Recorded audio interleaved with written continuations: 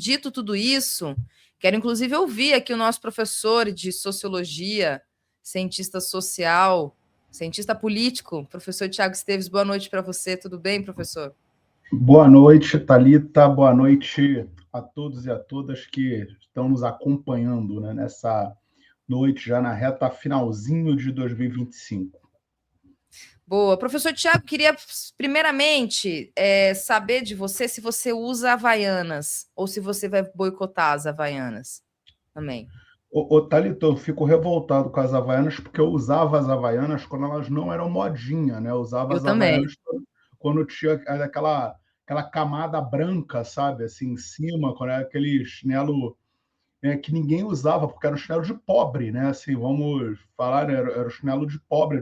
Tinha inclusive uma marca classista, né, nas Havaianas. E aí, depois que, enfim, alguns artistas, alguns globais passaram a aparecer usando, ela virou símbolo, né, de status e tudo mais, e até chegar ao ponto, né, de fora do Brasil, elas ser cotadas aí, ser vendidas a muito cara, né? Assim, serem vendido, virou um item quase que de luxo, né? Fora do Brasil. Isso é interessante a gente pensar até sociologicamente falando, né? Mas, enfim, eu sou havaianeiro raiz, né? Eu não sou esses da modinha. Então, fico muito confortável.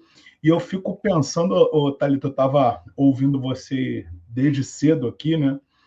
Gente, eu fico pensando que dissonância cognitiva é essa, né, Thalita? Porque, assim, a gente às vezes fica brincando, né? Tem até aqueles memes, né? Tipo, burrice não pega, né? Essa coisa de extrema direita não pega. Pior que a gente vê que pega, né, Thalita? Porque, assim, é justamente isso, né? Essa questão das big techs, essa questão dos algoritmos, as pessoas falam, reproduzem e aí você vai perguntar, por exemplo, eu duvido que metade das pessoas que estão compartilhando esses vídeos aí da Bia Kicis e de demais bolsonaristas, até vontade de ouvir do deputado estadual da Bahia, que você compartilhou, que o Leandro te mandou, eu vou perguntar para ele, mas você viu a propaganda? Não deve ter nem visto, não deve nem saber o que é, aquele comportamento de manada, né? Aquele comportamento que na sociologia a gente chama comportamento de massa, né? Ou seja, a pessoa vai junto sem nem saber o que está acontecendo direito, né? Assim, ela simplesmente tem esse comportamento de seguidor, né? Ela vai seguindo ali a manada, o grupo e não sabe nem o que está acontecendo, né? Isso é muito comum, por exemplo, tem inclusive vários estudos questão de linchamentos, né? E o comportamento em estádio também de torcida de futebol e tudo mais, esse comportamento de manada. Esse é um ponto interessante, professor Tiago, que você trouxe, né? A fazer essa análise dentro desse aspecto sociológico mesmo, né? O quanto que esse tipo. Porque tem algo que até aqui o nosso público, a audiência aqui, trouxe, problematizando e trazendo. Eu vi agora há pouco, estava acompanhando, até o próprio 342 Artes, que é essa organização desses artistas progressistas, que inclusive planejam manifestações, né, muito ali encabeçado pela Paula Lavigne e alguns artistas desse espectro político, e eles fizeram uma publicação e de algumas coisas que a gente também estava conversando aqui, o quanto acaba sendo uma espécie de cortina de fumaça mesmo, em razão desse caso do Sóstenes Cavalcante, que foi encontrado com quase 500 mil reais em dinheiro vivo na casa dele. E vejam, é um escândalo e absolutamente do que a gente está falando sobre isso, né? Para além de nós, nas nossas bolhas, etc. Então, acaba sendo, de fato, uma forma de tentar confundir, direcionar as massas para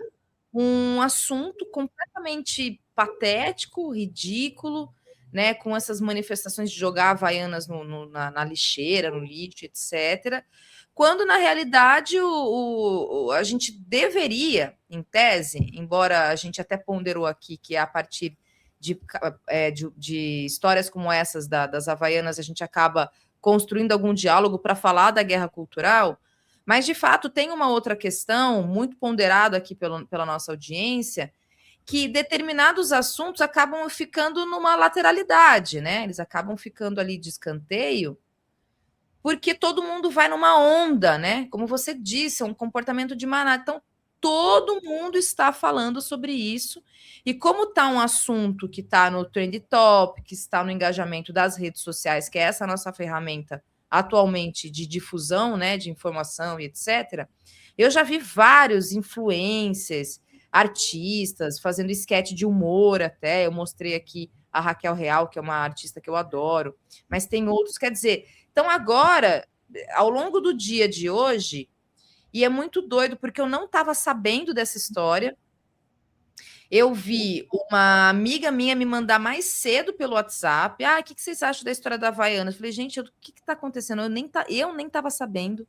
De repente, essa minha amiga mandou, daí eu vi uma outra pessoa falar, abri as redes sociais e simplesmente todo mundo começou a falar. Então, é uma sensação de uma onda que vem chegando. Realmente, é um assunto que eu falei, gente, eu não estou nem sabendo, sei lá, 3 da tarde, eu não estava nem sabendo dessa história. Agora, são 8 da noite, a gente já repercutiu, já mostrou vídeo, já está todo mundo falando, estamos colocando aqui na nossa pauta, estamos discutindo, estamos dialogando.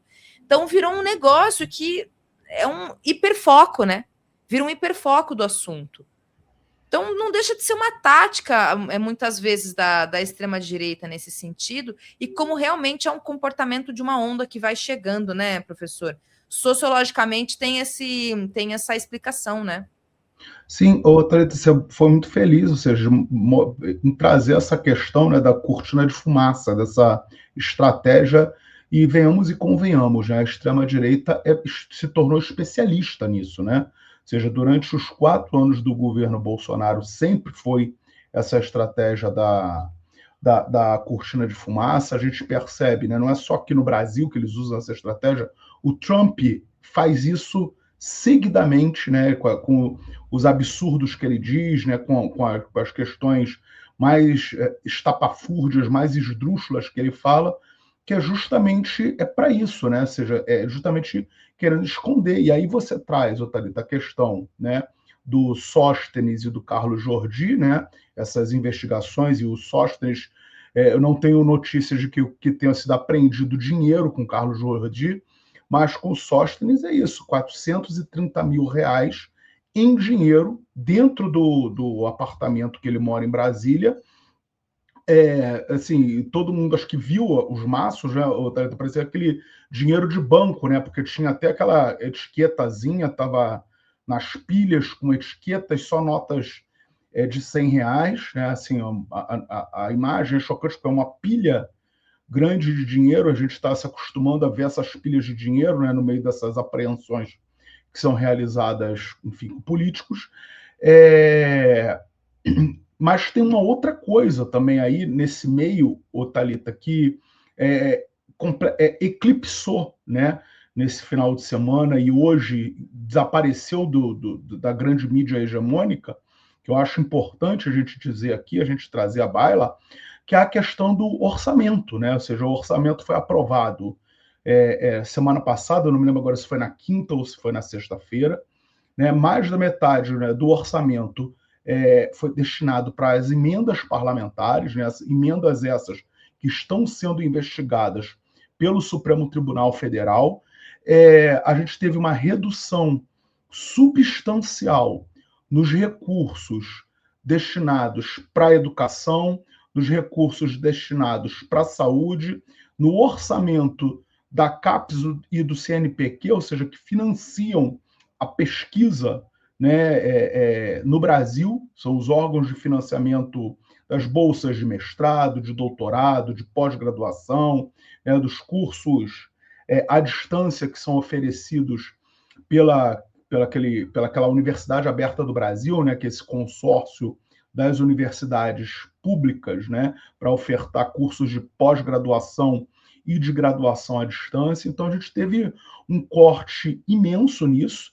Enquanto isso, né, um aumento considerável nos valores das emendas parlamentares, o retorno do orçamento secreto, né? Inclusive, me parece que o Flávio Dino determinou hoje a suspensão de uma parte dos valores da lei de diretrizes orçamentárias que haviam sido destinadas para esse orçamento secreto.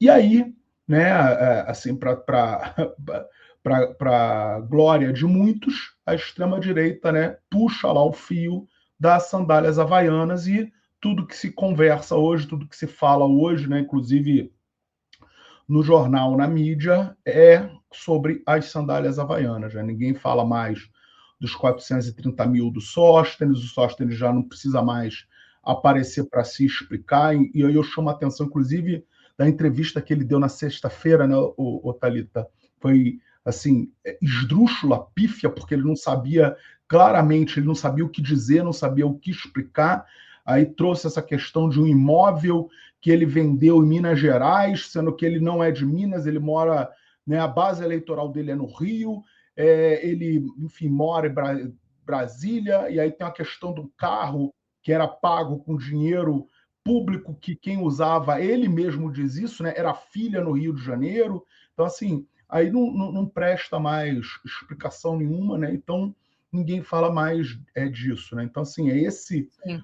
comportamento de manada, inclusive do nosso campo, né? Assim, inclusive do nosso lado, né? Ou seja, vocês falaram muito bem mais cedo, ou seja, a Alpagartas, né, que é a proprietária, dona da Havaianas, é uma empresa milionária que está fazendo negócio, está vendendo para todo mundo, e aí fica o campo, vou nem falar do campo da esquerda, mas o campo progressista, né, que deveria estar preocupado com outras questões, enfim, está aí nas redes falando de Havaianas. Né? Então, assim, acho que é um pouco desse comportamento de manada, né? Tanto para um lado quanto para o outro, né?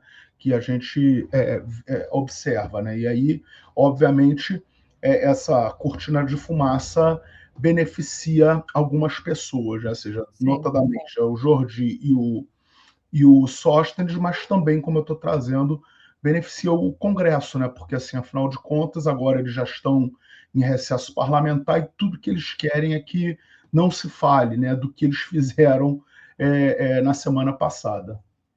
Perfeito. Foi dia 19 a aprovação do orçamento, professor Tiago.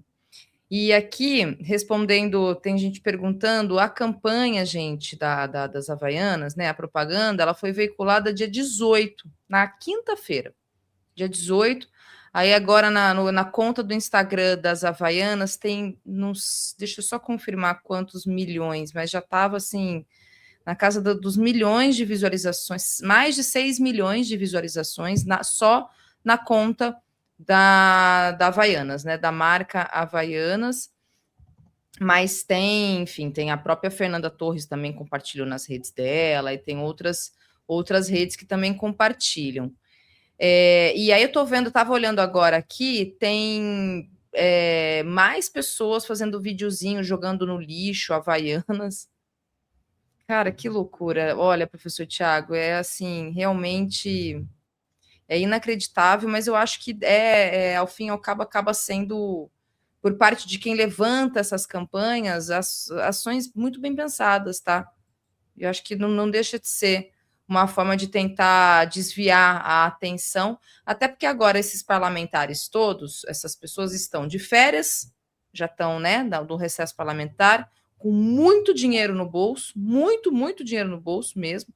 Então, zero preocupação com conta, com o que fazer para poder, né, os malabarismos que a classe trabalhadora precisa fazer para poder bancar as curtições, as festas de final de ano, as contas que chegam em janeiro.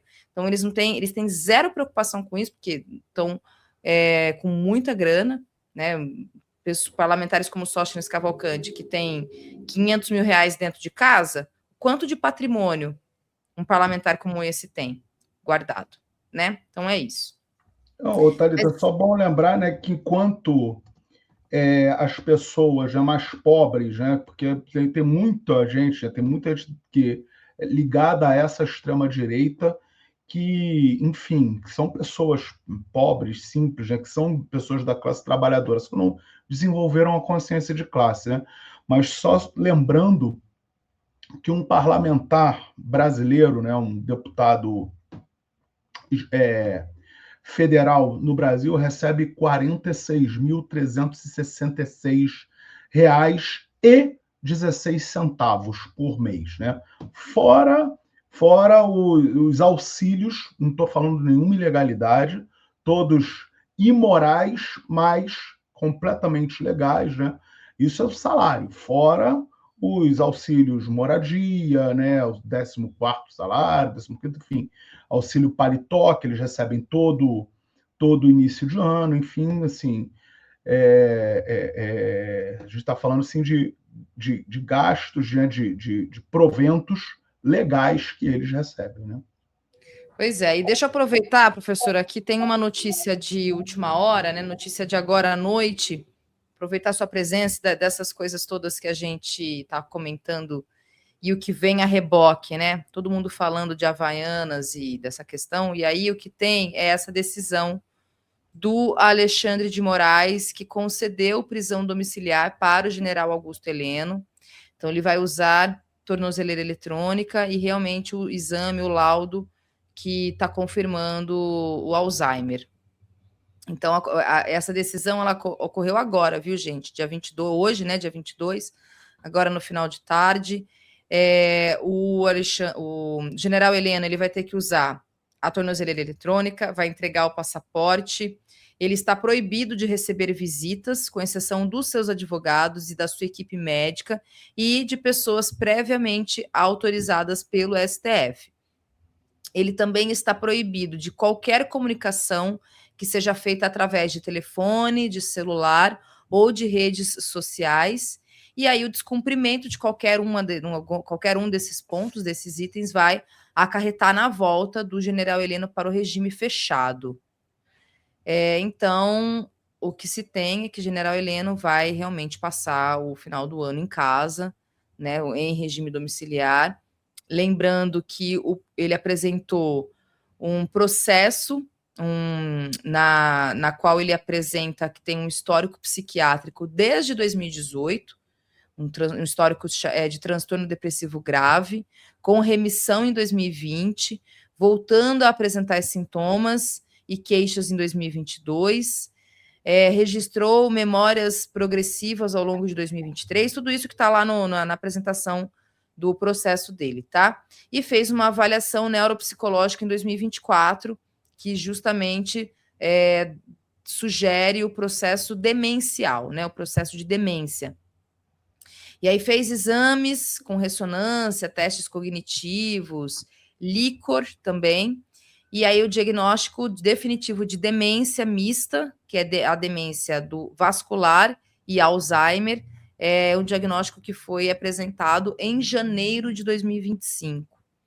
E aí, em razão disso, o ministro Alexandre de Moraes, então, determinou uma perícia médica para avaliar a situação do general Heleno, e aí, em razão dessa perícia ter apresentado o diagnóstico, esse diagnóstico do general Heleno, ocorreu a decisão, então, de que o general Heleno ele vai cumprir o regime em casa, viu, professor Tiago? Então, fica essa notícia aí do que nós falávamos sobre isso aqui, né? O quanto, de alguma forma, é um diagnóstico com todo respeito mesmo, tá, gente? Assim, não pelo general Heleno, mas pelas pessoas acometidas pela doença do Alzheimer, que eu tenho uma tia que ela tem 83 anos, ela tem Alzheimer, minha mãe teve recentemente com ela agora, e é uma doença muito triste mesmo, assim, né? E então, com respeito às pessoas todas que são acometidas por essa doença,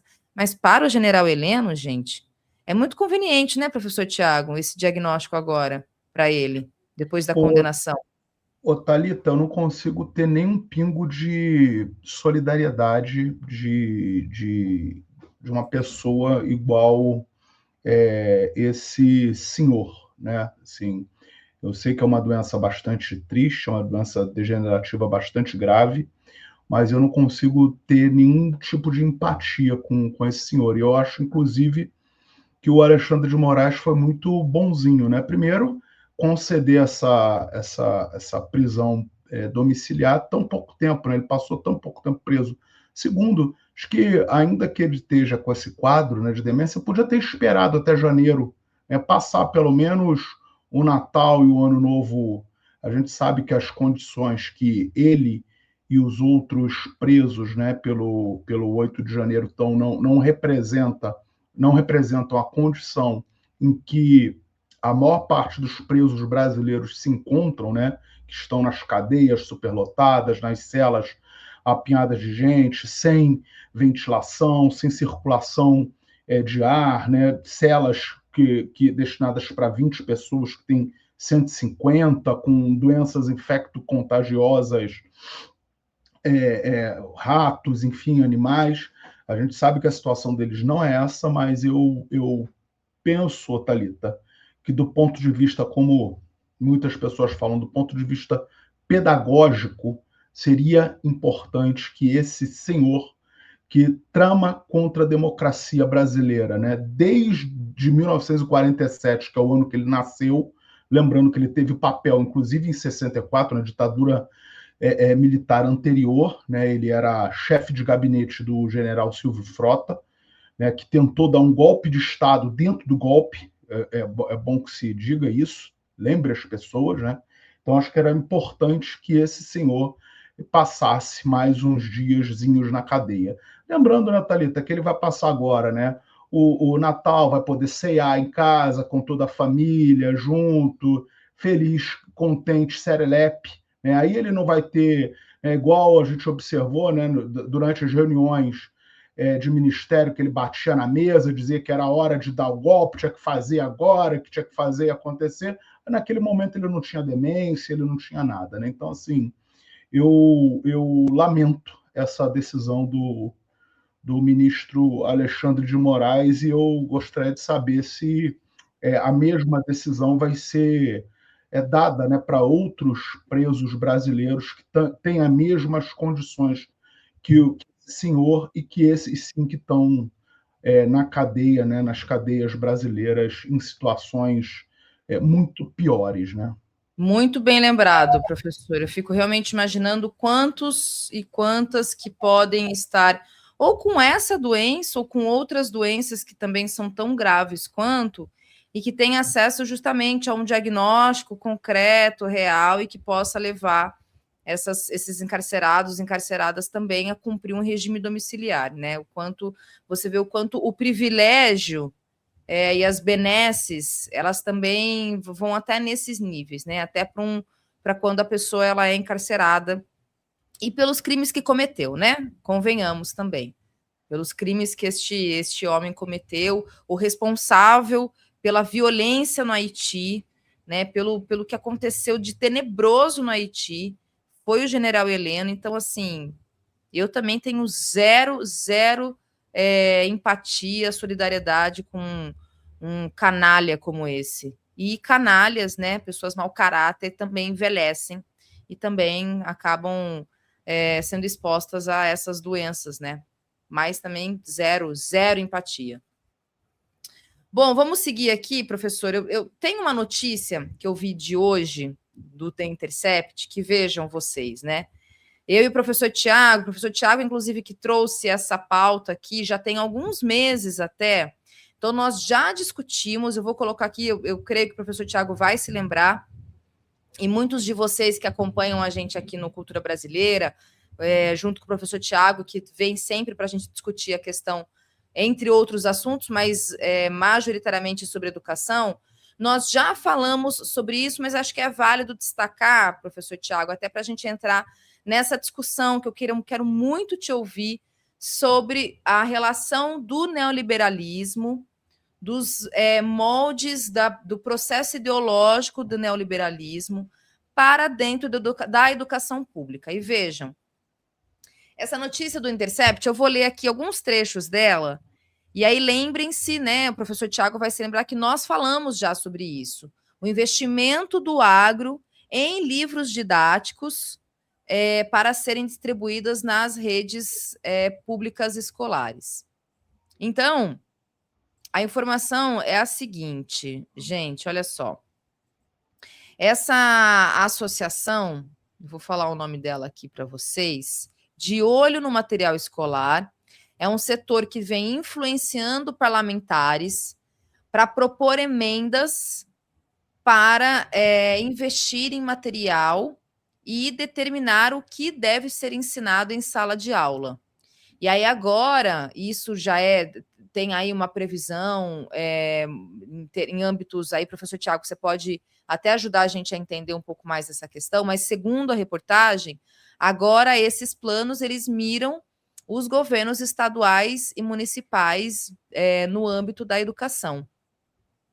Então, começa, segundo o Intercept, com um desconforto em relação aos livros didáticos, né, ao conteúdo presente nos livros didáticos, e aí que tem ganhando um projeto, né? E aí é um grupo que propõe normas de alfabetização, de avaliação nas escolas e até bônus para professores que apresentarem esses materiais, esses conteúdos produzidos por agentes do agronegócio com material didático. E aí tem uma associação que foi fundada em 2021 em Barretos, que chama DONE. Barretos, lembrem-se, né, a cidade lá do interior de São Paulo. E aí essa associação, ela olhando para alguns materiais escolares, ela diz o seguinte, segundo um representante dessa DONE: diante da constatação de uma significativa desinformação sobre o setor agropecuário nos materiais escolares utilizados no Brasil, eles apresentaram um site em que tem um material produzido justamente para colocar aquilo que eles acreditam como, digamos, o que deve ser ensinado nas escolas. Viu, professor? E aí diz o representante dessa DONE, que integra o Conselho Superior do Agronegócio da Federação das Indústrias do Estado de São Paulo, a Fiesp, né, gente? E o Núcleo Feminino do Agronegócio.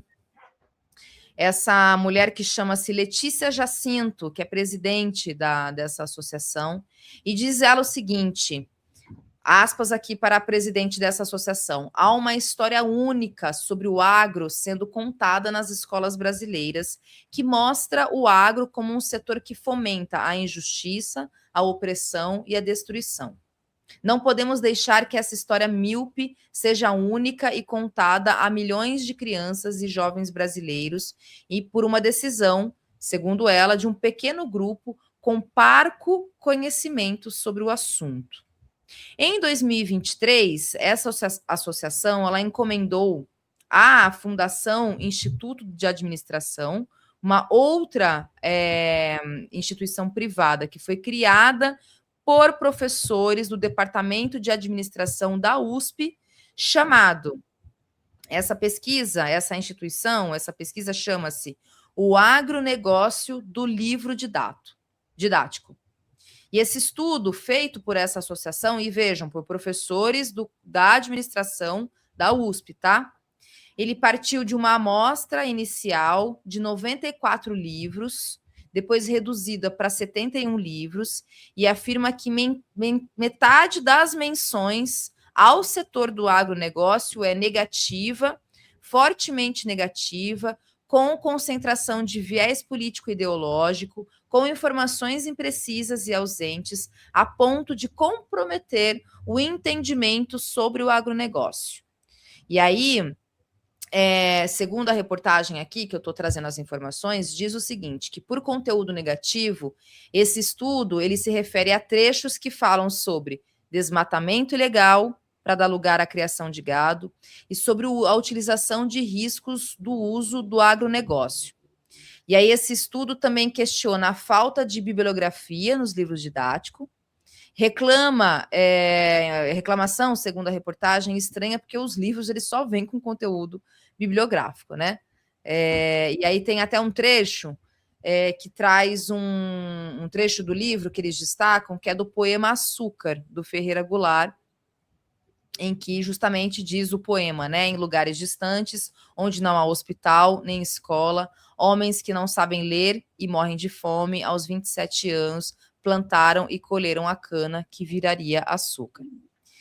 Bom, e aí segue a reportagem falando sobre a associação, sobre justamente essa empresa ter escalado deputados, evidentemente da extrema-direita, né? Tem um deputado até do Centrão, né? Um deputado chamado Tião Medeiros, do Progressistas do Paraná, que se reuniu com diretores da Câmara Brasileira do Livro para justamente fazer um encontro com essa ONG e aí construir justamente, professor Tiago, para além desse discurso, uma proposta para que se, através de dinheiro público, porque eles estão justamente tentando buscar a garantia através de emendas parlamentares, para que eles possam fomentar a entrada de material dito didático, em que se possa contar uma história sobre o agronegócio a partir do viés dessas pessoas que lucram, que ganham dinheiro com o agronegócio. Bom, falei bastante aqui, falei um pouco da reportagem, mas, professor Tiago, lembra que nós falamos sobre isso há um tempo atrás? Lembro sim, Thalita. Inclusive, para quem quiser depois buscar, né, eu lembro que tem esse corte que a gente fez, né, já faz alguns meses, e a gente falou, inclusive, do programa Agronegócio na Escola, né, que é um programa já bastante antigo, tem 25 anos, e é feito vizinho ali de Barretos, que é de Ribeirão Preto, né? Ou seja, que é da ABAG, aquela Associação Brasileira do Agronegócio, que a sede é em Ribeirão Preto, em Ribeirão Preto, isso. E essa outra agora, e a gente viu, e essa outra é em Barretos, que fica ali próximo, né? E a gente viu, inclusive, que esse agronegócio nas escolas, né, eles se orgulham de dizer isso, né? Falam lá que eles estão presentes em mais de 200 municípios, já capacitaram não sei quantos mil professores e, enfim, assim, a gente destrinchou muito bem aqui, a gente falou bastante dessa influência, né? E aí a gente tem também a associação de Olho no Material Didático, é essa associação que recebe grana, que recebe dinheiro, que é mantida por esses grupos econômicos voltados para o agronegócio. Thalita, acho que é importante, assim, antes da gente falar sobre isso, né, e assim, é importante que as pessoas vejam o que a gente está enfrentando no campo da educação, né? Ou seja, são ataques vindos de diversos e diferentes setores, né? E assim, o que é mais interessante de tudo, né, Thalita, é porque estão todos eles, na verdade, de olho, né? Assim, por um lado, o agronegócio ele quer controlar o que eles adoram chamar, né, de narrativa, né? Eles querem controlar isso, mas sempre usando dinheiro público, né? De nunca botam a mão no bolso, sempre a grana pública, sempre dinheiro de emenda, sempre o dinheiro do Estado, né? E aí, agora eles estão indo para cima das prefeituras e dos governos estaduais, lembrando que, né, passado essa etapa da aprovação do Plano Nacional de Educação, que foi para o Senado e muito possivelmente vai ser tratado logo no início do ano legislativo do ano que vem, agora a gente também tem as aprovações, né, a construção e as aprovações dos planos estaduais de educação e dos planos municipais de educação. E aí que reside o perigo, Thalita. Por quê? Porque esses grupos, né, enfim, de influência, eles têm muito mais poder quando a gente está falando de municípios, principalmente pequenos municípios, já municípios que vivem ali, muitos deles em torno do agronegócio, que tem no agronegócio o grande motor da economia local, né? E a gente também tem, enfim, esses governos de extrema direita e de direita que são completamente alinhados, né, a esse capital vindos do agronegócio, né? Então, de fato, a gente tem um perigo. E assim, infelizmente, eu não sei se a gente vai ter forças, vai ter capilaridade, diferente do que aconteceu no Congresso Nacional, que a gente conseguiu segurar em partes. Assim, a situação nos municípios e nos estados é uma situação muito preocupante, né? Principalmente quando a gente pensa em municípios e em estados, né? A gente pode falar que alguns estados da região centro-oeste, da região norte, onde o agronegócio, de fato, é muito forte, né? O próprio estado de São Paulo, né, Thalita? O agronegócio no interior do estado de São Paulo é muito forte, né? Então, assim, eu já antevejo problemas sérios que a gente pode ter e vai ter. Mas, assim, acho que só para as pessoas poderem entenderem, porque muita gente tem essa dúvida, e eu acho que é importante a gente esclarecer aqui também, como é que funciona o processo de escolha de um livro didático, né? Porque muitas vezes a pessoa vê lá o livro, mas não tem a mínima ideia, né, de como é que aquele livro ele é feito, ele é posto. Então, o FNDE, que é o Fundo Nacional de Desenvolvimento da Educação, que é uma autarquia do Ministério da Educação, ele lança um edital. Nesse edital estão lá todas as características do livro didático, né? Ou seja, está dizendo, por exemplo, quantas páginas esse livro tem que ter, né? Não tem o conteúdo, isso não tem, mas está dizendo ali as características físicas, né, desse livro, como é que quantas páginas ele tem, quais são as disciplinas ou componentes curriculares que eles abordam, que eles vão tratar, né? Igual, por exemplo, vai ter lá a sociologia, filosofia, história, geografia, química, física, biologia. E aí as editoras, né, submetem aquela proposta de livro que eles acham que tenham condições. O FNE, o FNDE, ele nomeia uma comissão de especialistas. No caso da sociologia, Thalita, são mais de 20 pessoas envolvidas nisso, professores reconhecidos, né, no campo educacional, no campo do ensino da sociologia, professores de universidades, professores de institutos federais, professores das redes estaduais de educação. Esses professores passam por um processo de capacitação, passam depois, eles fazem um processo de leitura às cegas, ou seja, eles não sabem qual é o material que eles estão lendo, eles não sabem de qual livro aquele material faz parte. Então, eles fazem uma leitura desse material, preenchem uma série de questionários, e são esses grupos de especialistas, Thalita, que eles, inclusive, apontam possíveis problemas. Então, um livro, né, que a gente vê ali aquele processo lá de escolha do livro didático, né, pelo PNLD, quando os professores e as professoras, né, vão fazer essas escolhas, né, naquela lista de livros que é liberada pelo Ministério da Educação, depois de ter passado por todo esse processo de seleção. E, obviamente, né, os livros eles não têm erros de português, não têm erros de concordância, não têm erros de mapa, de tabela. Eles são. Você tem que comprovar tudo que você está escrevendo ali, todos os dados que estão nos livros didáticos, e todo mundo que já pegou um livro didático aqui na mão sabe que tem tabelas, sabe que tem gráficos, são todos eles produzidos por instituições de respeito nacional e internacional. Por exemplo, a maior parte dos dados são produzidos pelo próprio IBGE, são produzidos por organismos governamentais. Então, assim, não tem essa de, porque estão escondendo os dados, porque são dados irreais, são dados inverídicos, isso é balela, né? Qualquer um que sabe, qualquer pessoa que conhece o processo de escolha e de escrita de um livro didático, não ia se aventurar isso. Assim como, Thalita, você imagina uma editora, né? E a gente está falando aqui de grandes editoras, o mercado, né, do livro didático é um mercado imenso, um mercado gigantesco. A gente está falando de editoras imensas, inclusive algumas dessas editoras são editoras internacionais, né, que não estão apenas no Brasil, são editoras que atuam, têm uma atuação fora. Você imagina se uma editora dessas iria se submeter a publicar um livro com algum erro,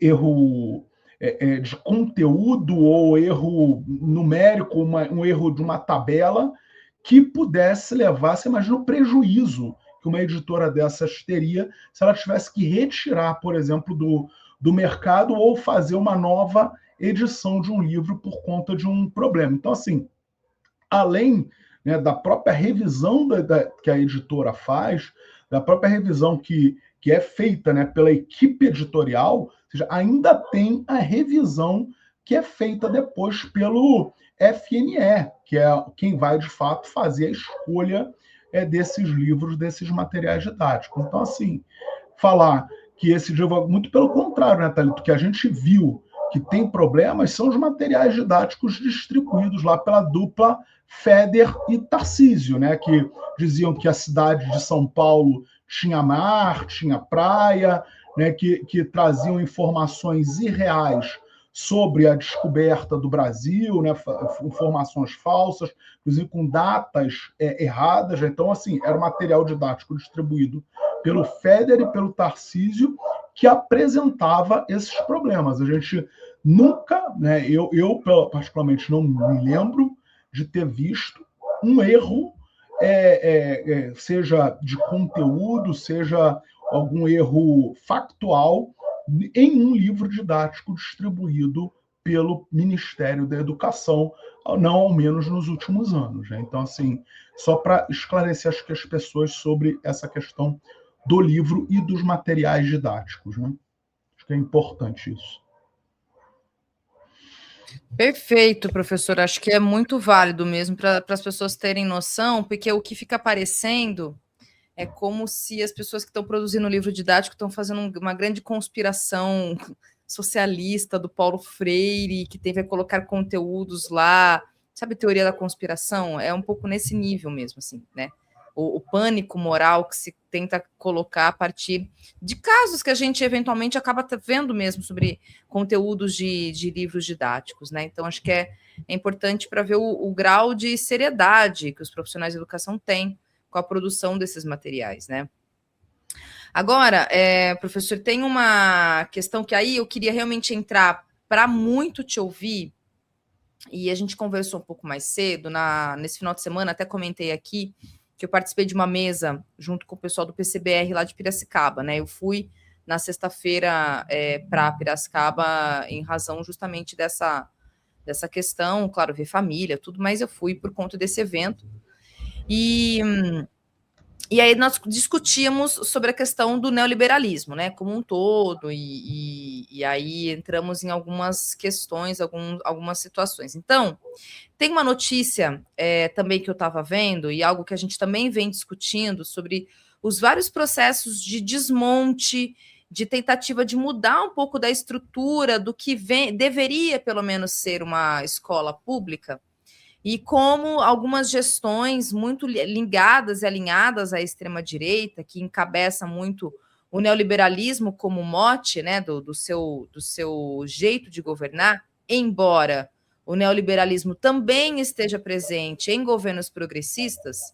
Então, hoje, inclusive, a gente discute e fala sobre o chamado neoliberalismo progressista, que nós estamos sob a lógica do neoliberalismo em todos os âmbitos, na esfera municipal, estadual e federal. Mas aqui vou falar muito particularmente deste caso da educação de São Paulo, e aí, claro que a gente pode utilizar como exemplos para outros estados também.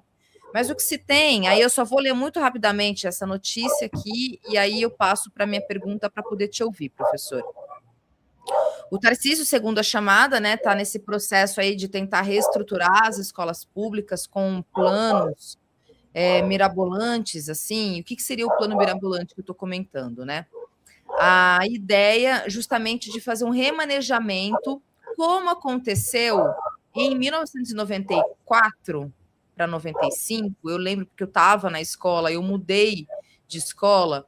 Em São Paulo, o governo, que ainda era do PSDB, fez uma lógica a partir de algumas, enfim, algumas motivações em âmbito didático, pedagógico, para separar os alunos do ensino fundamental dos alunos do ensino médio. Então, cada um foi para os alunos do ensino fundamental foi para uma escola e os alunos do ensino médio foram para outras, ou dividir o período.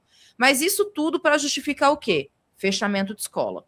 Eu lembro porque eu vivenciei, eu estava numa escola, eu tive que mudar, tinha entrado numa escola pública, estadual, tive que mudar no ano seguinte de escola, porque houve justamente esse remanejamento. Então, a educação paulista estadual passou por esse processo lá em meados dos anos 90, né? Eu vivenciei isso enquanto aluna. E aí agora, o que se tem né, porque teve a justificativa dessa coisa de porque criança não pode ficar com a adolescente mais velha e tal, mas na verdade a justificativa era o fechamento de escolas, tanto que no momento seguinte o governo tucano do PSDB, à época, fechou quase 100 escolas, tá?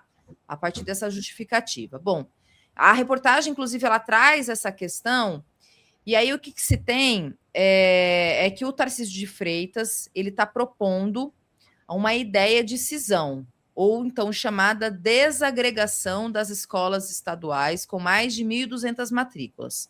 É um projeto piloto de adesão voluntária, sem fechamento de escolas. Mas, na prática, mais de 300 escolas, em torno de 360 mil alunos, poderiam ser alvos justamente de remanejamento e, em consequência, fechamento de escola. Basicamente, é disso que a gente está tratando. Então, o que se tem é justamente tentar separar os ciclos em turnos diferentes, os finais do ensino fundamental pela manhã e os outros anos à tarde, fazer com que cada etapa funcione de maneira independente.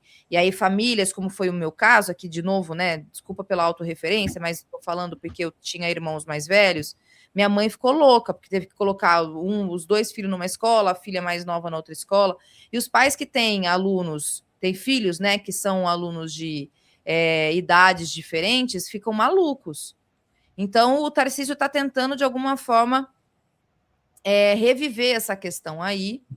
E aí, o Renato Feder, diz a notícia, que é o secretário de Educação do Estado de São Paulo, distribuiu às unidades regionais de ensino uma exposição dizendo, com evidências científicas, o porquê deste processo de reorganização.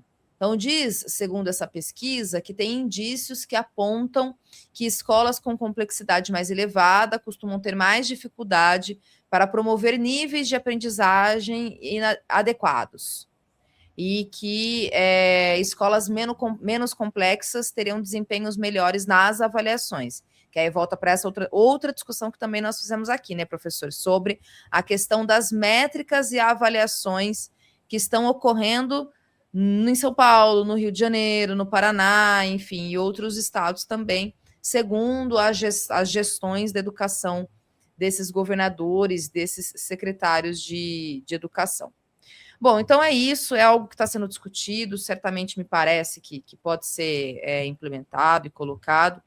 Mas aí a minha pergunta, professor, segundo a sua avaliação, diante desse cenário, de tudo isso, inclusive, que a gente veio discutindo ao longo desses meses todos, e até por conta, inclusive, do seu estudo que você fez ali avaliando justamente os anos 90, né?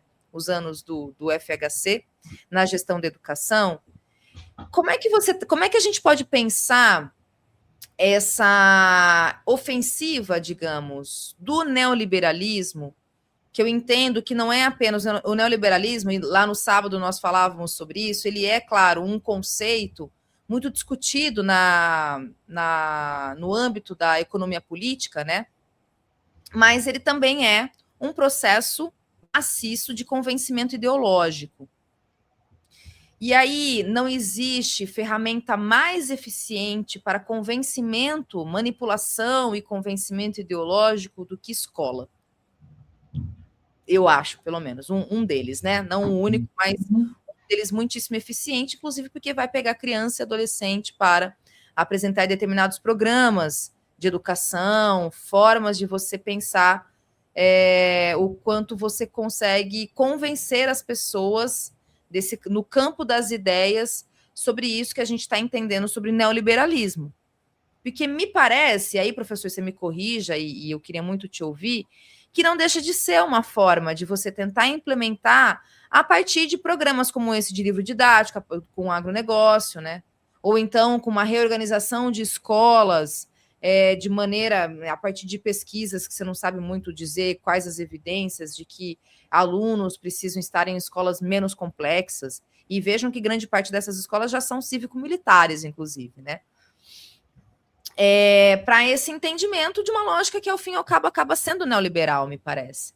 Então, eu queria muito te ouvir, a partir daquilo que a gente discutiu ao longo desse ano, dessas notícias que a gente estava comentando, que a gente viu agora, e um pouco fazendo um paralelo com o estudo que você fez, né, lá nos anos 90. Por que eu estou falando isso? Porque é algo que é de longa data, né? A implementação de ideais ideológicos não é da noite para o dia, então precisa de tempo.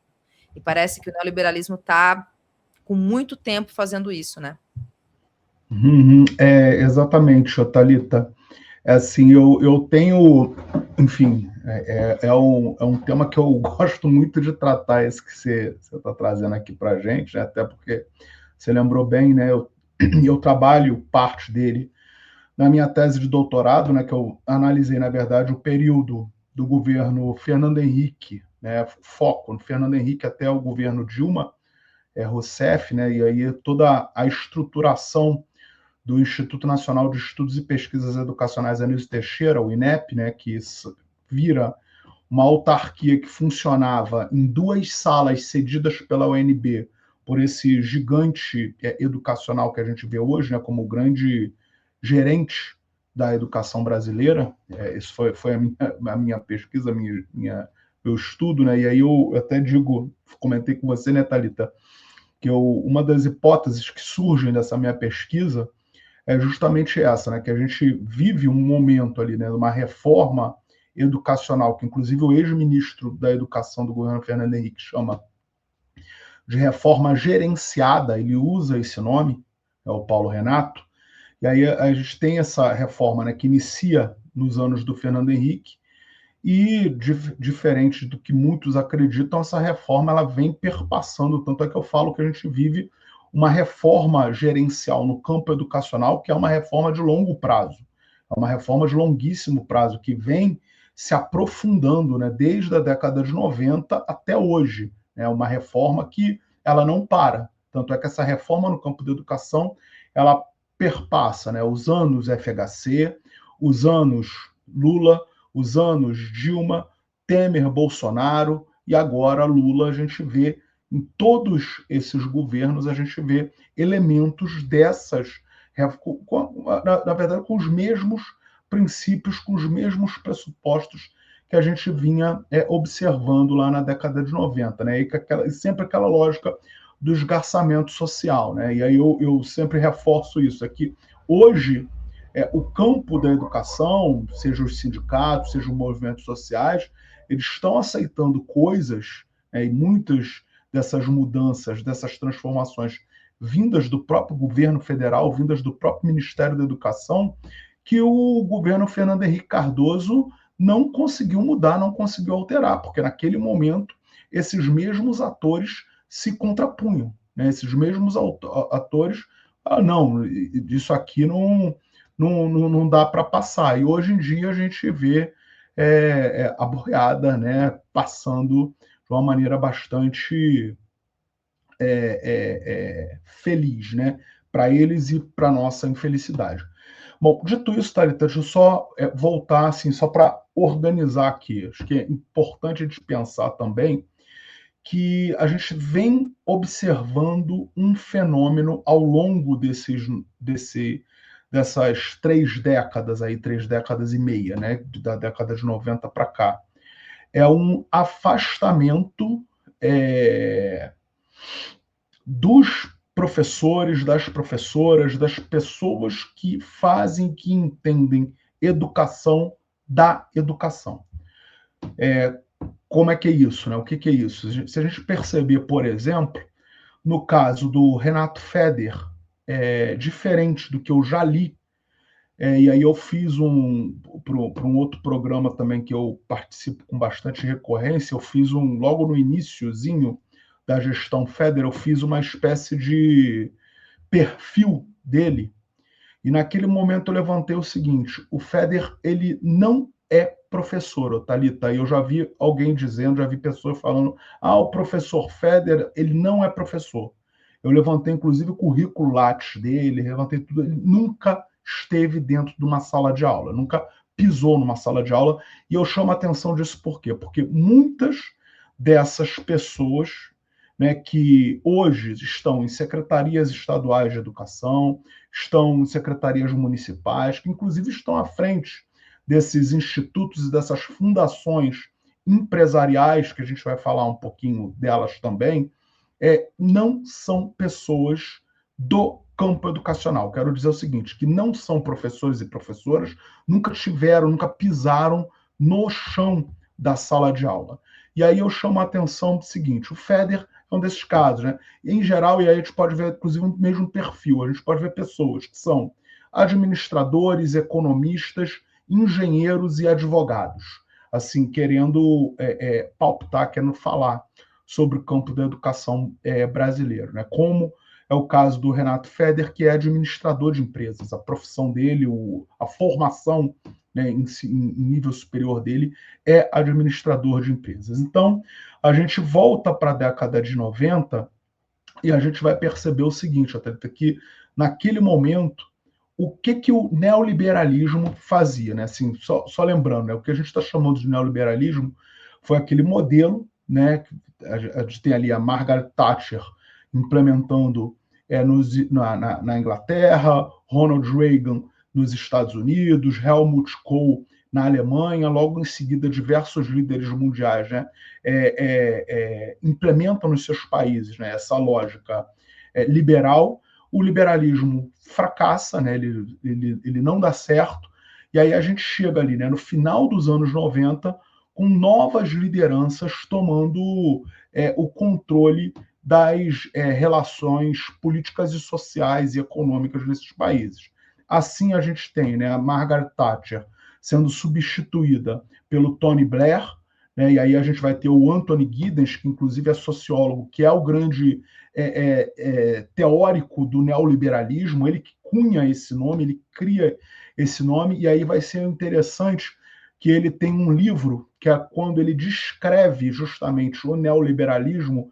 Ô, Thalita, não sei se você conhece, se você chegou a ler, que é um livro que ele se chama Para Além da Esquerda e da Direita. Ou seja, o que é o neoliberalismo? O neoliberalismo, ele, para essas figuras nesse momento, ele não é nem a esquerda, nem a direita, né? Ele vai além. Ou seja, seria uma coisa de deixar para trás, né, aquele debate político ideológico da Guerra Fria e buscarmos algo além. Então, o Tony Blair entra nessa leva, né? O Bill Clinton nos Estados Unidos, né, chega ao poder nesse momento, e aqui no Brasil, que se arvora, né, como grande intelectual, inclusive ex-marxista, sociólogo também, Fernando Henrique Cardoso, né, amigo do Giddens, parceiro do Giddens, né? Então, assim, ele pega e traz esse ideário, ele traz esse modelo que buscava, naquele momento, né, conjugar o Estado, ou seja, manter, de certo modo, uma estrutura do Estado, mas trazendo uma lógica empresarial, trazendo a lógica da iniciativa privada para poder gerar, para gestar o Estado. E isso é importante por quê? Porque eles não rompem com a lógica do Estado, né? Tanto é que eles consideram que o Estado era importantíssimo para regular as relações sociais, as relações dos indivíduos, as relações econômicas também. O Estado é importantíssimo. E aí, nesse momento, Thalita, aqui no Brasil, né, a gente vai passar, é criado, o Fernando Henrique cria isso, muita gente esquece, o Ministério da Administração e da Reforma Agrária. Da Reforma Agrária, desculpe. Da Administração e da Reforma do Estado, que é o MARI. E ele entrega esse ministério nas mãos de um economista, o Bresser Pereira, que inclusive agora é o queridinho de alguns progressistas, né? Ele, enfim, andou fazendo aí uma meia-culpa sobre o que fez. E uma coisa interessante, sabe quem era a secretária executiva do Bresser Pereira quando ele foi ministro da Administração e da Reforma do Estado? Uma pessoa que é chave para a gente entender o campo da educação no Brasil hoje. Cláudia Secretária? Costin. A Cláudia Costin. Você vê como as pessoas têm histórico, né? Exatamente, que depois, né, ela depois vira responsável pelo setor educacional no Banco Mundial, vira secretária municipal de educação do Rio de Janeiro e, enfim, é uma das responsáveis aí pelo surgimento, né, uma das tutoras da Tabata Amaral, né? Então, assim, a Cláudia Costin, ela, nesse momento, ela é escolhida, né, a secretária executiva, ou seja, uma espécie de vice-ministra do Ministério da Administração e da Reforma do Estado, que propõe, né, toda a reestruturação do aparelho estatal brasileiro, incluindo a saúde e a educação, né? Naquele momento, essa desregulamentação da saúde conseguiu avançar, e algo que não, enfim, não pôde se avançar tanto no campo da educação, porque houve essa resistência, né, de diversos setores educacionais naquele momento. Por exemplo, a própria criação a reestruturação do INEP, né, que tinha sido criado em 1937, ela ocorre justamente nesse momento, mas eles não conseguiram avançar o quanto gostariam, né? Porque o modelo que eles queriam ter implementado no INEP é o mesmo modelo de agência de avaliação educacional que existia no Chile, né? E isso não foi possível naquele momento, porque houve a oposição, inclusive, do próprio Congresso Nacional, né? E olha que a gente tem saudade, vai sentir saudades daquele Congresso Nacional da década de 90, né? Então, assim, é interessante a gente pensar nessa questão. E é nesse momento, Thalita, que a gente vai observar o surgimento desse modelo de avaliação educacional em larga escala no Brasil. Na verdade, a primeira avaliação educacional em larga escala, que é o SAEB, o Sistema de Avaliação da Educação Básica, ele é criado em 1990. Ainda era governo do Collor, né? Aqui no Brasil houveram algumas tentativas de implementação de avaliações educacionais, assim, projetos piloto, né? Lá na década de 60 e 70 ainda, né? Nos anos 90 houveram alguns, o projeto Edu Rural, financiado pelo Banco Mundial, mas, assim, de uma maneira sistemática, a gente tem, né, a primeira aplicação do SAEB em 1990, e aí esse SAEB é abandonado pelo governo Collor, mas em 93, ou seja, já no governo Fernando Henrique Cardoso, a gente tem aí, a partir daí, o SAEB passa a ser realizado bianualmente, a cada vez mais, cada ano que passava, se aprimorando mais.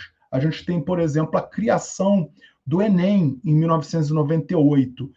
Muitas pessoas vão lembrar que o Enem, inicialmente, ele não era um mecanismo de ingresso no ensino superior. O Enem, inicialmente, ele era uma avaliação.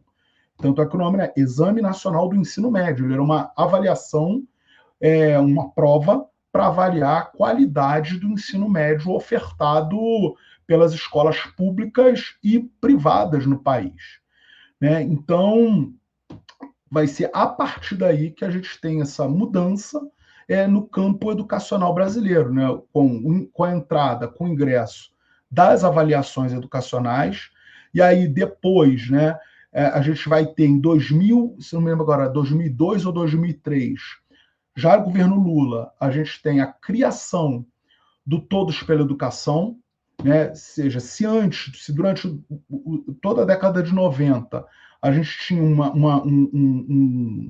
uma grande influência dos organismos internacionais, dos organismos multilaterais, ou seja, notadamente, né, do Banco Mundial e da Unesco, no campo educacional, no setor educacional brasileiro, ditando, né, as políticas educacionais para o Brasil. Com a criação do Todos pela Educação no início dos anos 2000, né, 2002 ou 2003, como eu disse, a gente tem, né, essa hegemonia que antes era dos organismos internacionais sendo substituídas pelo Todos pela Educação, ou seja, essa entrada das fundações educacionais, das fundações empresariais no campo educacional. E aí eu chamo a atenção, Thalita, porque nesse ponto eles são muito transparentes. Se a gente entrar no site do Todos pela Educação, tem lá a lista dos fundadores e vocês vão ver diversas figuras que são ligadas estruturalmente ao os governos Lula e Dilma, incluindo o atual ministro da Fazenda, o Fernando Haddad, que na época era o ministro da Educação, consta lá como fundador do Todos pela Educação. Então, a gente vai ver que uma série desses personagens, dessas personalidades, de ministros, estavam todos lá na fundação do Todos pela Educação. Né? Assim, de fato, a gente vê essa mudança. E aí, Thalita, foi assim, essa questão, né, dessa implementação desse modelo neoliberal, eu chamo a atenção de uma coisa, porque assim, é a lógica empresarial utilizada para gerenciar e para gestar, né, o aparelho do Estado brasileiro. Nesse caso, a gente está falando da questão da educação. E aí, ou seja, essa lógica ela é tão forte, né, ou seja, essa construção hegemônica, né, se a gente pega aí os termos gramscianos, se a gente quiser usar também vários, né, teóricos que falam sobre isso, a gente pode pegar Gramsci, a gente pode pegar Bourdieu, a gente pode pegar o Passeron, a gente pode pegar, enfim, grandes teóricos aqui no Brasil, o próprio Saviani, né, que trata dessa questão, Luiz Carlos Freitas também trata muito bem dessa questão. A gente vai perceber o seguinte, que esse setor da educação, né, esse campo da educação, que sempre foi um setor, sempre foi um campo, o Gramsci está falando isso desde a década de 30 para a gente, sempre foi um campo em disputa, né, com essa ascensão dessas fundações educacionais, né, a gente vê que o pêndulo a gente começou a perder a mão disso, né? E por quê? Porque essas fundações educacionais elas passam a utilizar, e eu vou usar uma figura de linguagem, vou usar uma categoria gramsciana, elas passam a se desenvolverem enquanto intelectuais orgânicos do capital, né? Ou seja, construindo uma hegemonia dentro do campo educacional brasileiro, fazendo aquilo que você falou, né? Ou seja, eles passam ou seja, ao invés de querer impor para o campo educacional um projeto político muito político e ideológico muito claro, eles passam a construir por dentro esse projeto político ideológico. Tanto é, Thalita, que uma coisa que eu chamo a atenção e eu brinco, e assim, não é brincadeira, isso é um fato, é real, isso é uma coisa que a gente pode, depois eu posso te contar isso, posso contar isso para a nossa audiência. Eu já quase apanhei uma vez num congresso de uma professora, quando eu disse que foi naquele contexto para as pessoas entenderem, foi naquele contexto da reforma do ensino médio de 2017, acho que as pessoas que me conhecem já devem ter ouvido eu contar isso, teve um evento, um congresso, e aí eu estou apresentando o meu trabalho, e aí eu falo da reforma do ensino médio, né, de 17. E naquele momento, todo mundo se referia à reforma do ensino médio do Temer, né? A reforma do ensino médio do golpista Temer, a reforma do Temer e tal. E aí eu começo a minha fala, Thalita, falando que foi a reforma educacional concluída por Temer, mas iniciada por Dilma. Quase apanhei quando eu falei isso. Professor Tiago, desculpa só te interromper, eu acho que aí isso de alguma forma acaba respondendo parte do que você está falando, mas assim, só para complementar a sua fala, da pergunta do Tiago, que diz o seguinte: é correto afirmar que os governos Temer e Bolsonaro são culpados pelas políticas neoliberais, sendo que o governo Lula não revogou nenhuma das políticas estruturais dos governos de direita? Então aí fica aí para você também responder essa questão, que eu acho que tem um pouco a ver com o que você estava falando. Sim, e aí eu respondendo ao meu xará, né, na verdade, Thiago, o que eu te diria é o seguinte, que na verdade os governos Lula e Dilma foram sócios dos governos Temer, Bolsonaro e Fernando Henrique Cardoso no que se refere às reformas educacionais no Brasil. Ou seja, isso por quê? Isso porque a reforma de 2017, a tão falada reforma de 2017, ela não come, o Temer não tira ela da cartola, como muitos levam a crer, né? Ou seja, não brotou do nada essa reforma, muito pelo contrário, essa reforma vinha sendo tratada, inclusive, o Thalita, existia uma comissão especial presidida pelo deputado Reginaldo Lopes, do PT, que, salvo engano, é deputado até hoje. As pessoas vão saber quem estão falando, talvez menos pelo nome, mas por uma característica física que o Reginaldo Lopes tem, um deputado que tem um sinal no rosto. Não sei se vocês sabem, um deputado que tem um sinal de Minas Gerais, tem um sinal grande no rosto, né, uma mancha. Então, assim, essa comissão era presidida pelo deputado Reginaldo Lopes, existiam já um grupo, né, de pesquisadores, estudiosos, discutindo, debatendo uma base nacional comum curricular. Essa base nacional comum curricular já tinha sido, inclusive, apresentada, sofrido críticas, estava, acho que na segunda ou terceira versão dela, quando a gente tem o golpe legislativo que tira a Dilma Rousseff do poder, né?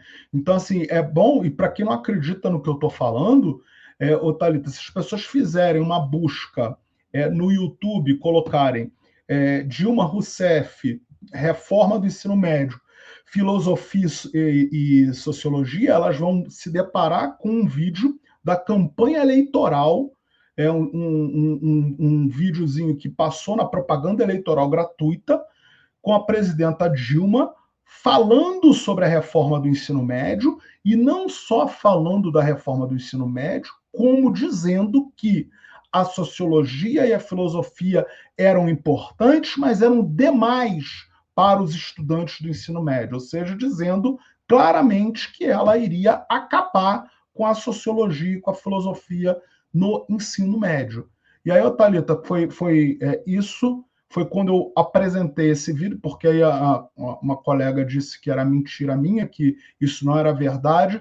Aí eu peguei, na época já tinha internet dentro de universidade, eu estava com o meu computador, eu botei esse vídeo e dei play. E aí, pum, passou o vídeo da presidenta Dilma falando sobre a reforma do ensino médio tirar. E eu quase apanhei nesse contexto. Então, assim, e aí respondendo o A Tiago, né? verdade dói, né? A Pois verdade é. dói, né? A verdade não é o mundo cor-de-rosa que muitas vezes as pessoas querem acreditar. Felizmente é isso, né? Os nossos heróis, né? Os heróis aqui fazendo nossos recortes, né? Dentro do campo da esquerda. E aqui eu não estou desqualificando, pelo contrário, a presidenta Dilma é uma figura da qual eu tenho profunda admiração.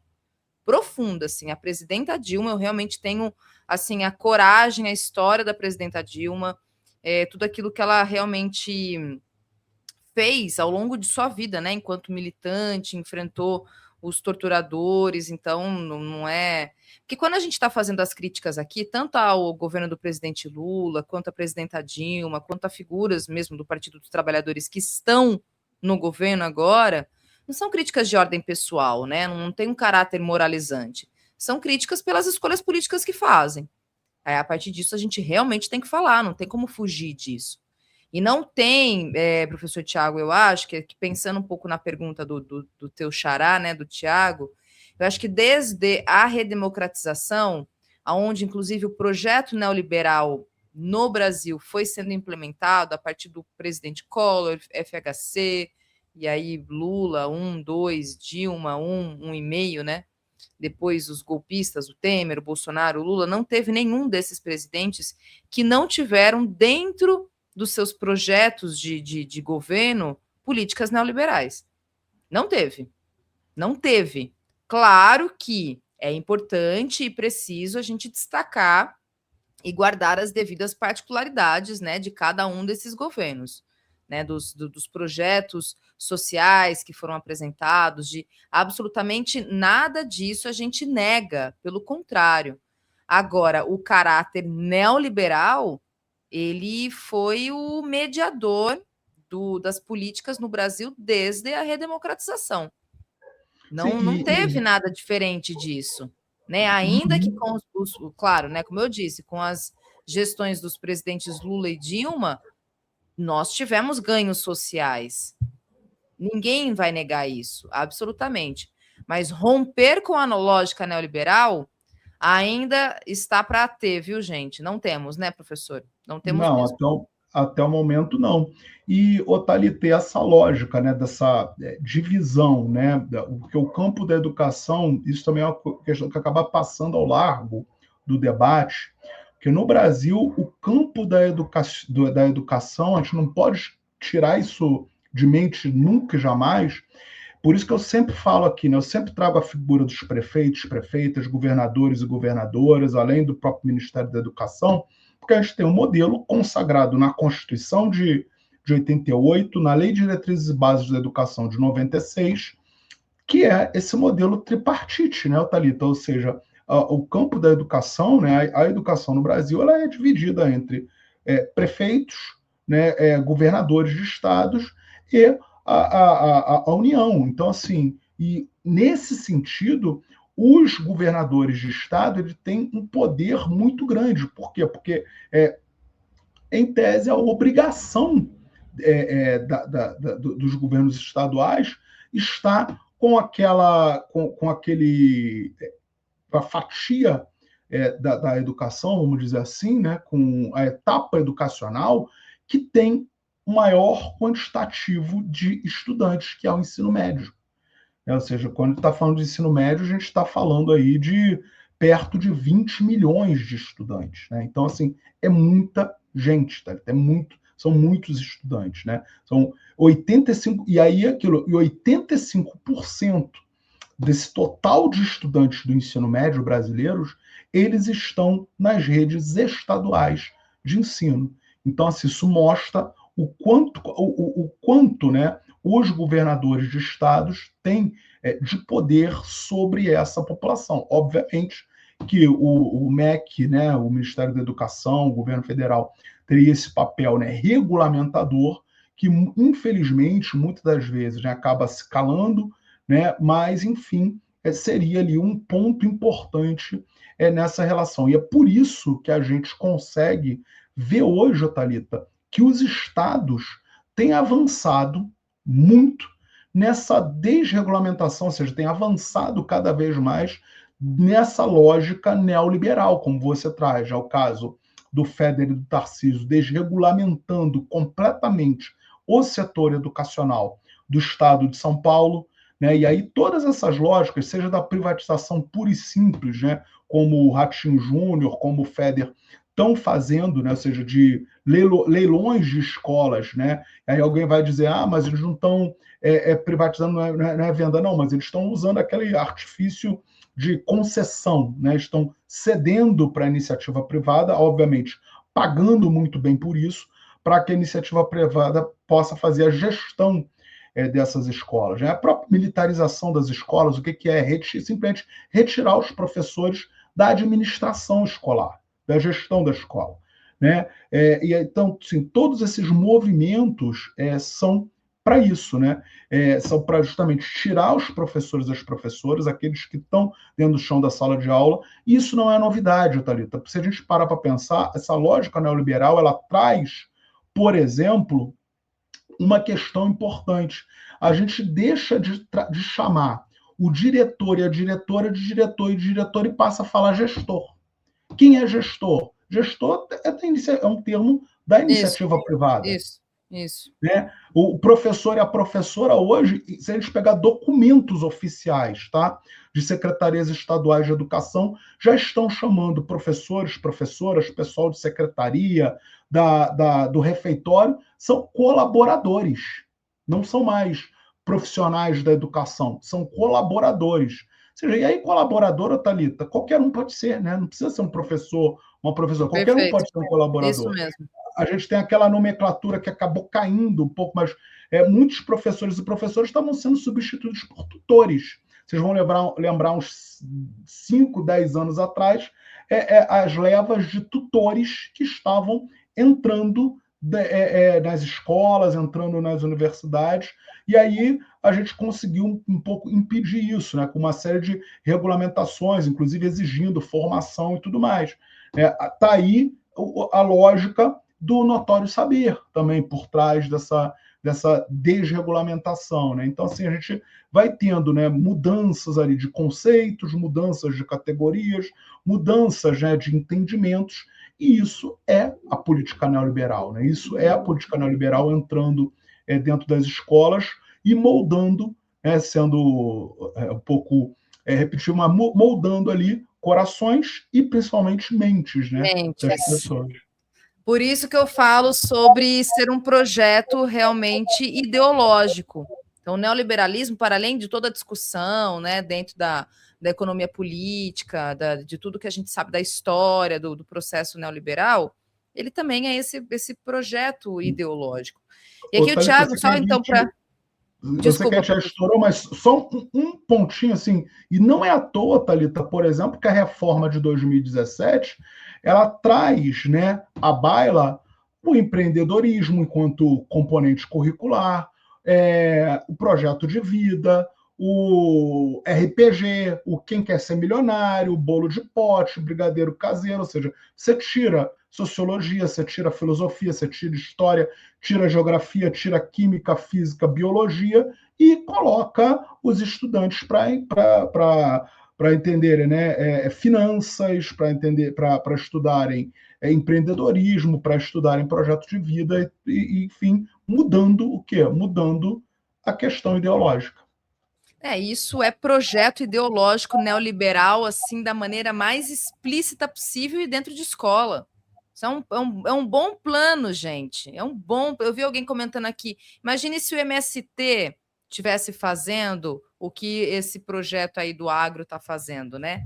Em construir livros didáticos e colocar esses livros didáticos dentro da escola. Quer dizer, é sobre isso. Só para a gente fechar. Thalita, imagina assim, ao invés do Ministério da Educação ter, dentre os seus secretários e diretores, pessoas ligadas às fundações educacionais, pessoas que, quando digo ligadas, é que já tenham trabalhado nessas diversas fundações educacionais, e tá lá, é só vocês irem baixando os currículos que vocês vão ver isso, tá, pessoal?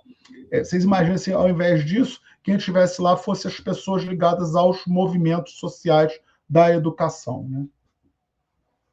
Perfeito. E aí, para a gente ir embora mesmo, né, do que a gente já está com o nosso horário estourado, daqui a pouco tem a live do Guerra Patriótica, o Tiago dizendo: será que existe um acordão para que os governos de direita implementem políticas neoliberais e os governos de esquerda não revoguem nenhuma dessas políticas estruturais e neoliberais? Eu não sei se é acordão, né? Porque acordão parece que é um grande plano entre eles. Assim, eu acho que não é necessariamente isso. Acho que para realmente para que governos ditos de esquerda, né? Acho que isso também é um debate, uma discussão, mas para que governos, digamos, mais progressistas, que tem uma preocupação dentro do seu projeto de governo, políticas sociais,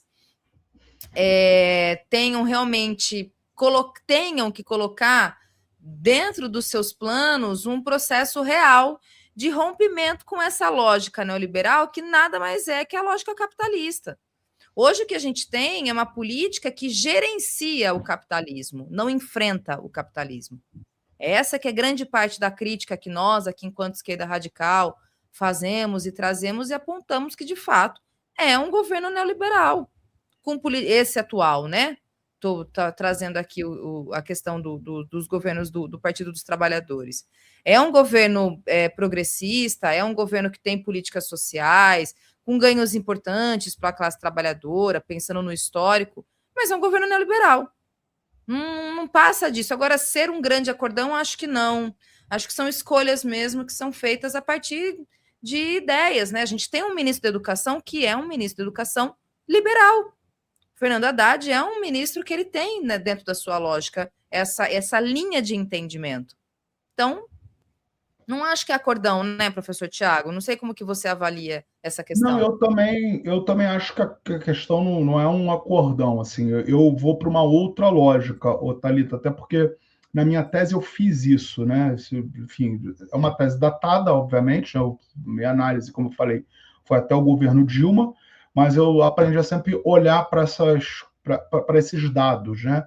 Se a gente olhar para as pessoas, né, que estão, como eu disse, à frente das políticas educacionais, eu estou falando no campo da educação, mas acho que o mesmo serve para outras áreas, tá?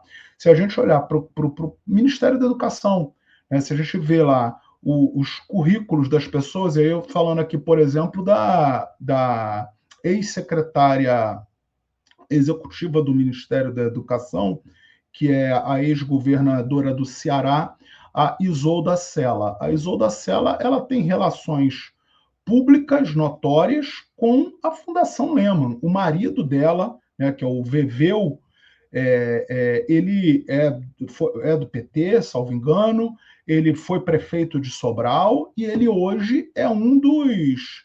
Enfim, ele é um do... Eu esqueci o cargo dele, mas ele é um funcionário, um alto funcionário da Fundação Lehman. Então, assim, esse tipo de relação que se tem, né? Quando a gente olha para vários dos presidentes do INEP, no período lá do Fernando Henrique até o governo Dilma, a gente vê que vários deles já foram bolsistas do Banco Mundial, já tiveram, né, tiveram parte de estudos, né, idas para a Europa, estadias em Stanford, em vários centros estadunidenses e europeus, financiados por fundações educacionais. O mesmo se dá nessa estrutura do Ministério da Educação, com diretorias, com secretarias. E aí, Thalita, independente de ter sido no governo Fernando Henrique, no governo Lula, no governo Dilma, no governo Temer, né, no próprio governo Bolsonaro, você olha essa estrutura. Então, assim, pode ser que não sejam as mesmas pessoas, mas quando você olha, né, o histórico profissional dessas pessoas, você percebe que elas circularam por esses ambientes. Ou seja, se elas circularam por esses ambientes, elas defendem quais interesses, o que elas aprenderam a fazer, o que elas acham que é correto fazer. Então, assim, quando elas estão em postos, né, de comando, então elas vão desenvolver aquelas políticas públicas que elas aprenderam lá atrás, que são as mais eficientes, né? E aí a gente sabe que, enfim, a gente tem a própria mídia que não questiona nada, igual eu estava até comentando mais cedo hoje, né? No início do ano que vem, ali, fevereiro, março, o INEP vai divulgar os dados do IDEB, né, o Índice de Desenvolvimento da Educação Básica. A gente vai ver aqui o Farol Brasil questionando, nós vamos ver outras mídias progressistas questionando, explicando, falando do IDEB, mas a mídia hegemônica, de uma maneira geral, vai estar reproduzindo os discursos dos governadores, dos prefeitos, dos secretários de educação, dizendo que olha como a educação do estado X, do estado Y, do estado Z é a melhor do Brasil, ou como melhorou de um ano para outro, como se fosse um passe de mágicas, né? Perfeito, é isso. Exatamente. Professor Tiago, olha só, mais uma vez a gente passou do horário, porque é muito assunto e agir, não tem jeito.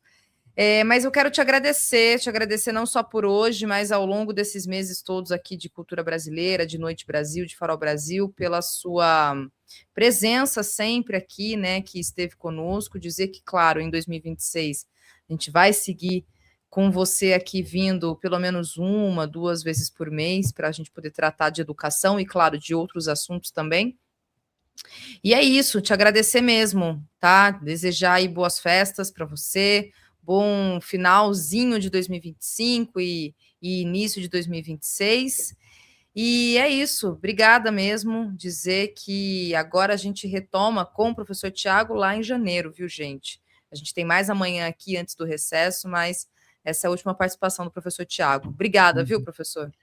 Bom, Thalita, eu que agradeço os convites, né, para estar aqui, que agradeço muito a nossa audiência também, a participação, as pessoas estão, né, sempre participam, comentam, acho que eu fico muito lisonjeado, fico muito feliz com isso, né, e aí também é uma outra questão, né, Thalita, que muitos falam que a educação, né, não dá ibope, as pessoas não se preocupam, a gente vê que aqui o quanto as pessoas se preocupam, o quanto elas se mobilizam, né, com o tema da da educação, isso é muito bom, muito interessante. Bom, desejo uma excelente entrada de ano novo para todos e todas, né? Aqueles que curtem Natal, desejo também um bom Natal para todo mundo. Enfim, o ano que vem está quente, a gente vai começar com um ano já bastante quente, com PNE, com os planos estaduais e municipais, com a própria questão da sociologia. Pessoal, só pedir para vocês não esquecerem de votar, né? Não esquecerem de apoiar a ideia legislativa pela obrigatoriedade da filosofia e da sociologia, né? Eu vou botar aqui, se a Thalita depois puder botar aí no chat para mim, por favor. Claro. É importante, a gente precisa de 20 mil apoios, já estamos ali com 17.684, né? A gente tem que alcançar esse número para que a gente possa ter sucesso na nossa empreitada, né? Que é garantir, com um mínimo de qualidade, o ensino da sociologia e da filosofia na educação básica. Então, o pessoal vai clicar ali no apoiar, e aí é com o CPF e a senha do Solgov, tá? Então, você precisa ter o Solgov para poder votar. Então, gente, muito obrigado mais uma vez. Thalita, muito obrigado. Tamo junto aí o ano que vem, tá? Tamo junto, professor. Valeu, obrigada mais uma vez. Até a Obrigado. próxima. Tchau, tchau. Tchau, tchau.